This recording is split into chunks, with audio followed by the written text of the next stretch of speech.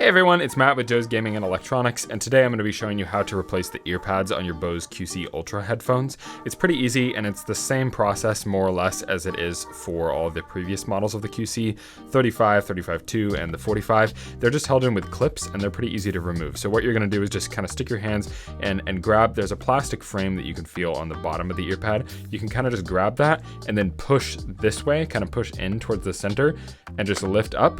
And there are just clips that hold it in. So then you can just kind of push down and towards the center, and you can just lift the ear pads off of the headphones kind of while you're just pulling on the fabric. And there you go.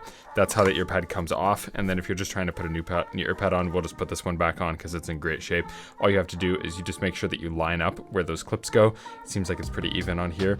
You could kind of just put it on anyway. There's no seam or anything to worry about. So you can just line it up, and then you just snap it in place. And you just want to make sure that you actually get all the clips in. And once it's in, you're good to go. You can kind of give it a tug test to make sure that it's on there. But that's how you replace the ear pad on the Bose QC Ultra headphones. Have a good one.